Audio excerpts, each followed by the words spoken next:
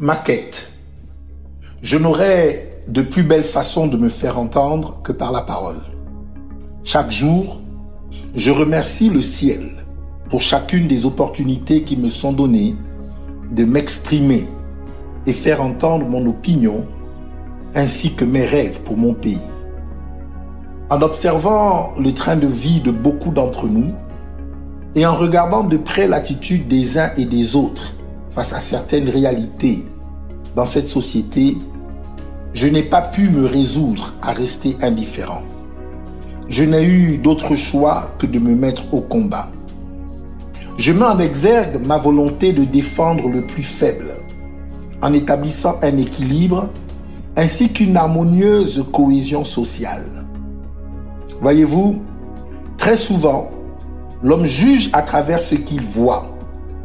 D'ailleurs, je n'ai pas à vous rappeler ce passage biblique qui dit que l'homme regarde à ce qui frappe aux yeux, mais Dieu regarde au cœur.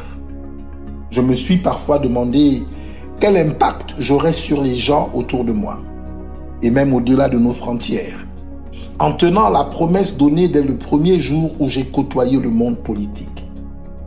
Puis j'ai arrêté de me poser cette question, car je réalisais que cela m'aurait poussé à satisfaire une catégorie de personnes au détriment d'une autre, ce qui est contraire à mon idéal. En effet, je cherche avant tout l'intérêt de tous. Ma quête se résume à mettre en lumière ces compatriotes qui savent saisir les saisons et les moments pour œuvrer au bien-être des autres et qui travaillent selon les principes de la dignité humaine. Cette volonté qui s'accompagnait d'un sentiment d'appartenance à la scène publique a pourtant parfois été entachée d'un sentiment de découragement. Oui, comme tout homme politique, j'ai été jugé et critiqué. Des gens ayant des pensées opposées aux miennes ont tenté de me discréditer. Mais mon engagement en politique s'alimente de la foi, de la motivation et du courage que je tire de mon engagement ecclésiastique. Mu par ces deux forces, j'ai l'absolue certitude qu'un meilleur Gabon est parfaitement possible. J'ai la ferme volonté de réveiller le meilleur en chacun de nous. Je le répète, je suis et je demeurerai un Gabonais confiant dans l'avenir de ce pays. À cet égard, j'ai exactement la même attente qu'un enfant qui croit en l'existence du Père Noël.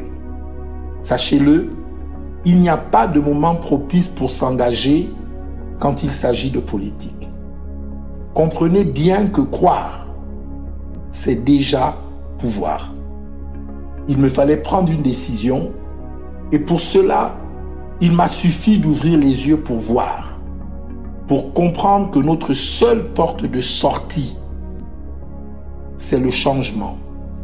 Chers frères et sœurs, pour parvenir à un réel changement, nous devons apprendre à défendre les intérêts du peuple dont tous nous faisons partie. Nous devons apprendre à nous oublier, nous-mêmes, pour penser au plus grand nombre. Nous devons vivre pour bien plus que nous-mêmes. Il est grand temps de choisir des dirigeants dignes d'un pays riche comme le nôtre. Il est grand temps de s'engager pour gagner une lutte jamais remportée physiquement. Et ceci n'est possible que si nous sommes véritablement décidés à défendre la même cause, notre cause commune. Et puisqu'à cause de l'individualisme, les couleurs de ce pays perdent peu à peu leur éclat, je choisis de m'engager pour l'épanouissement de tous en vue de l'avènement du Gabon nouveau. Je suis Mike Jotkan, j'ai un nouveau regard sur le Gabon. Que Dieu bénisse le Gabon.